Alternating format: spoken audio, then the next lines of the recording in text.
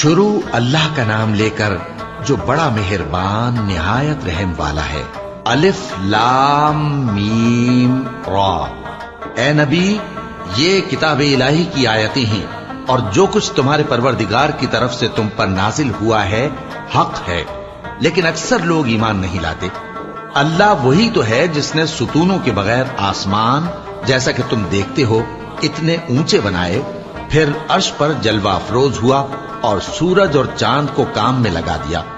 ہر ایک میعاد معین تک گردش کر رہا ہے۔ وہی دنیا کے کاموں کا انتظام کرتا ہے۔ اس طرح وہ اپنی آیتیں کھول کھول کر بیان کرتا ہے کہ تم اپنے پروردگار کے روبرو جانے کا یقین کرو۔ اور وہی ہے جس نے زمین کو پھیلایا اور اس میں پہاڑ اور دریا پیدا کیے اور ہر طرح کے میووں کی دو دو قسمیں بنائی۔ وہی رات کو دن کا لباس پہناتا ہے۔ غور کرنے والوں کے لیے اس میں بہت سی نشانیاں ہیں۔ اور زمین میں کئی طرح کے قطعات ہیں ایک دوسرے سے ملے ہوئے، اور انگور کے باغ اور کھیتی اور کھجور کے درخت۔ بعض کی بہت سی شاخیں ہیں اور بعض کی اتنی نہیں ہوتی، باوجود کہ پانی سب کو ایک ہی ملتا ہے۔ اور ہم بعض میووں کو بعض پر لذت میں فضیلت دیتی ہیں، اور اس میں سمجھنے والوں کے لیے بہت سی نشانیاں ہیں۔ اگر تم عجیب بات سننی چاہو تو کافروں کا یہ کہنا عجیب ہے کہ جب ہم مر کر مٹی ہو جائیں گے تو کیا اثر نو پیدا ہوں گے؟ یہی لوگ ہیں جو اپنے پروردگار سے منکر ہوئے ہیں، اور یہی ہیں جن کی گردنوں میں طوق ہوں گے، اور یہی اہل دوزخ ہیں کہ ہمیشہ اس میں جلتے رہیں گے۔ اور یہ لوگ بھلائی سے پہلے تم سے برائی جلدی سے مانگتے ہیں، یعنی طالب عذاب ہیں، حالانکہ ان سے پہلے عذاب واقع ہو چکے ہیں۔ اور تمہارا پروردگار لوگوں کو باوجود ان کی بے انصافیوں کے معاف کرنے والا ہے، اور بے شک تمہارا پروردگار سخت عذاب دینے والا ہے۔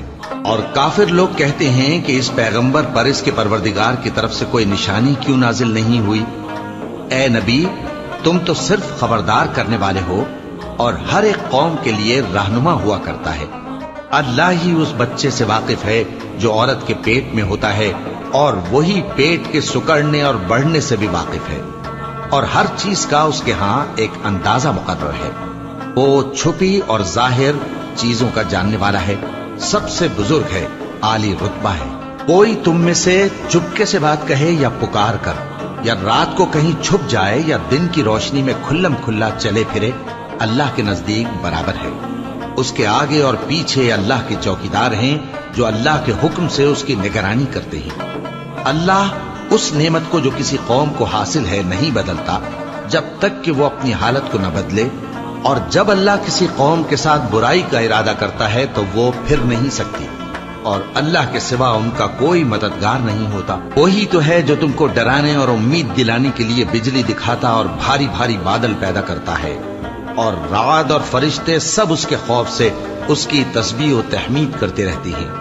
اور وہی بجلیاں بھیجتا ہے، پھر جس پر چاہتا ہے گرا بھی دیتا ہے، جبکہ وہ اللہ کے بارے میں جھگڑتی ہیں۔ اور وہ بڑی قوت والا ہے، کام کا پکارنا تو اسی کا ہے، اور جن کو یہ لوگ اس کے سوا پکارتے ہیں وہ ان کی پکار کو کسی طرح قبول نہیں کرتے، مگر اس شخص کی طرح جو اپنے دونوں ہاتھ پانی کی طرف پھیلا دے تاکہ دور ہی سے اس کے منہ تک آ پہنچے، حالانکہ وہ اس تک کبھی بھی نہیں آ سکتا۔ اور اسی طرح کافروں کی پکار بیکار ہے۔ اور جتنی مخلوقات آسمانوں اور زمین میں ہے، خوشی سے یا ناخوشی سے اللہ کے آگے سجدہ کرتی ہے، اور ان کے سائے بھی صبح و شام سجدے کرتے ہیں۔ ان سے پوچھو کہ آسمانوں اور زمین کا پروردگار کون ہے؟ تم ہی کہہ دو کہ اللہ۔ ان سے کہو کہ کیا تم نے اللہ کو چھوڑ کر ایسے لوگوں کو کارساز بنایا ہے جو خود اپنے نفع و نقصان کا بھی اختیار نہیں رکھتے؟ کہو کیا اندھا اور آنکھوں والا برابر ہیں، یا اندھیرا اور اجالا برابر ہو سکتا ہے؟ بھلا ان لوگوں نے جن کو اللہ کا شریک مقرر کیا ہے، کیا انہوں نے اللہ کسی مخلوقات پیدا کی ہے جس کے سبب ان کے لیے مخلوقات مشتبہ ہو گئی ہے؟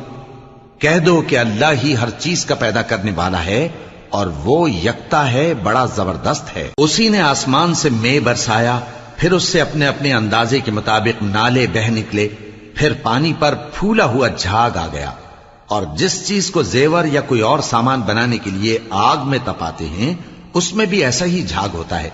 اس طرح اللہ حق و باطل کی مثال بیان فرماتا ہے.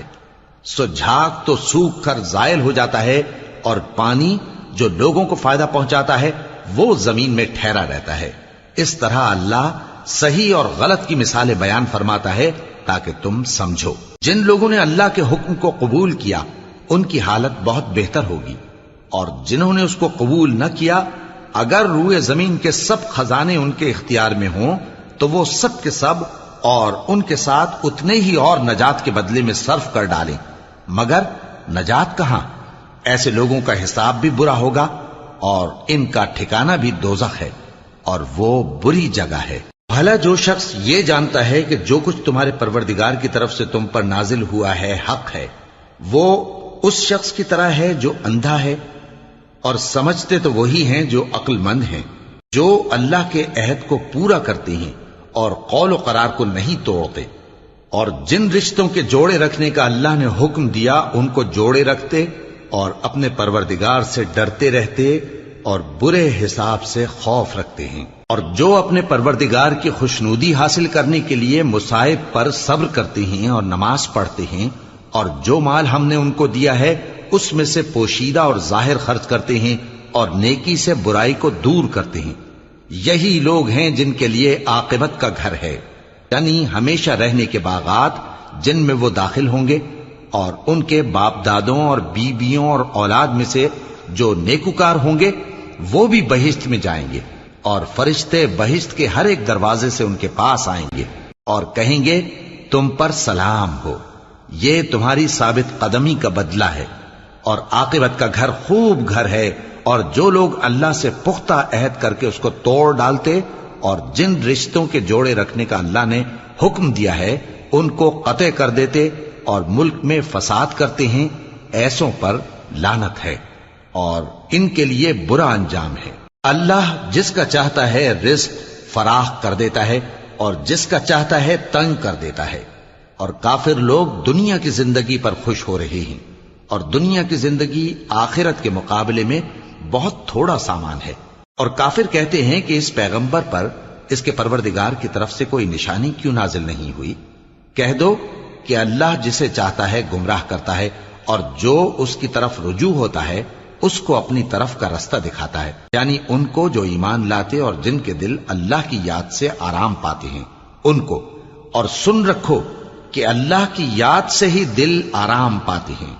جو لوگ ایمان لائے اور عمل نیک کیے ان کے لیے خوشحالی اور عمدہ ٹھکانہ ہے. جس طرح ہم پہلے پیغمبر بھیجتے رہے ہیں اسی طرح اے نبی ہم نے تم کو اس امت میں جس سے پہلے بہت سی امتیں گزر چکی ہیں بھیجا ہے، تاکہ تم ان کو وہ کتاب جو ہم نے تمہاری طرف بھیجی ہے پڑھ کر سنا دو. اور یہ لوگ رحمان کو نہیں مانتے. کہہ دو وہی تو میرا پروردگار ہے، اس کے سوا کوئی معبود نہیں، میں اسی پر بھروسہ رکھتا ہوں اور اسی کی طرف رجوع کرتا ہوں. اور اگر کوئی قرآن ایسا ہوتا کہ اس کی تاثیر سے پہاڑ چل پڑتے یا زمین پھٹ جاتی یا مردوں سے کلام کر سکتے تو کیا یہ لوگ ایمان لے آتے؟ بات یہ ہے کہ سب باتیں اللہ کے اختیار میں ہیں. تو کیا مومنوں کو اس سے اطمینان نہیں ہوا کہ اگر اللہ چاہتا تو سب لوگوں کو ہدایت کے رستے پر چلا دیتا؟ اور کافروں پر ہمیشہ ان کے اعمال کے بدلے آفت آتی رہے گی یا ان کے مکانات کے قریب نازل ہوتی رہے گی یہاں تک کہ اللہ کا وعدہ آ پہنچے. بے شک اللہ وعدہ خلاف نہیں کرتا. اور تم سے پہلے بھی رسولوں کے ساتھ تمسخر ہوتے رہے ہیں تو میں نے کافروں کو مہلت دی، پھر میں نے ان کو پکڑ لیا. سو دیکھ لو کہ میرا عذاب کیسا رہا. تو کیا وہ جو ہر شخص کے اعمال کا نگراں و نگہبان ہے وہ بتوں کی طرح بے علم و بے خبر ہو سکتا ہے؟ اور ان لوگوں نے اللہ کے شریک مقرر کر رکھے ہیں. ان سے کہو کہ ذرا ان کے نام تو لو. کیا تم اسے ایسی چیزیں بتاتے ہو جو روئے زمین پر ہیں اور اسے معلوم نہیں، یا تم لوگ محض سطحی بات کی تقلید کرتے ہو؟ اصل یہ ہے کہ کافروں کو ان کے فریب خوبصورت معلوم ہوتے ہیں اور وہ ہدایت کے رستے سے روک لیے گئے ہیں. اور جسے اللہ گمراہ رہنے دے اسے کوئی ہدایت کرنے والا نہیں. ان کو دنیا کی زندگی میں بھی عذاب ہے اور آخرت کا عذاب تو بہت ہی سخت ہے. اور ان کو اللہ کے عذاب سے کوئی بھی بچانے والا نہیں۔ جس جنت کا پرہیزگاروں سے وعدہ کیا گیا ہے اس کی شان یہ ہے کہ اس کے نیچے نہریں بہ رہی ہیں، اس کے پھل ہمیشہ باقی رہنے والے ہیں اور اس کے سائے بھی۔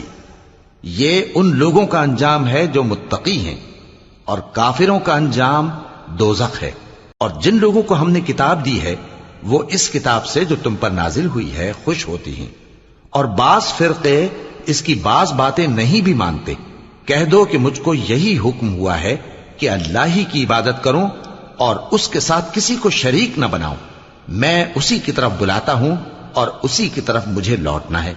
اور اسی طرح ہم نے اس قرآن کو عربی زبان کا فرمان بنا کر نازل کیا ہے، اور اگر تم علم آ جانے کے بعد ان لوگوں کی خواہشوں کے پیچھے چلو گے تو اللہ کے سامنے کوئی نہ تمہارا مددگار ہوگا اور نہ کوئی بچانے والا۔ اور اے نبی، ہم نے تم سے پہلے بھی پیغمبر بھیجے تھے اور ان کو بیویاں اور اولاد بھی دی تھی، اور کسی پیغمبر کے اختیار کی بات نہ تھی کہ اللہ کے حکم کے بغیر کوئی نشانی لے آتا۔ ہر حکم قضا کتاب میں لکھا ہوا ہے۔ اللہ جس چیز کو چاہتا ہے مٹا دیتا ہے اور جس کو چاہتا ہے باقی رکھتا ہے، اور اسی کے پاس اصل کتاب ہے۔ اور اگر ہم کوئی عذاب جس کا ان لوگوں سے وعدہ کرتے ہیں تمہیں دکھائیں، یعنی تمہارے روبرو ان پر نازل کریں، یا تمہاری مدت حیات پوری کر دیں، یعنی تمہارے انتقال کے بعد عذاب بھیجیں، تو تمہارا کام ہمارے احکام کا پہنچا دینا ہے اور ہمارا کام حساب لینا ہے۔ کیا انہوں نے نہیں دیکھا کہ ہم زمین کو اس کے کناروں سے گھٹاتے چلے آ رہے ہیں، اور اللہ جیسا چاہتا ہے حکم کرتا ہے، کوئی اس کے حکم کا رد کرنے والا نہیں، اور وہ جلد حساب لینے والا ہے۔ جو لوگ ان سے پہلے تھے وہ بھی بہتیری تدبیریں کرتے رہے ہیں، سو تدبیر تو سب اللہ ہی کی ہوتی ہے۔ ہر شخص جو کچھ کر رہا ہے اللہ اسے جانتا ہے، اور کافر جلد معلوم کر لیں گے کہ آخرت میں اچھا انجام کس کے لیے ہوتا ہے۔ اور کافر لوگ کہتے ہیں کہ تم پیغمبر نہیں ہو۔ کہہ دو کہ میرے اور تمہارے درمیان اللہ اور وہ شخص جس کے پاس کتاب آسمانی کا علم ہے بطور گواہ کافی ہے۔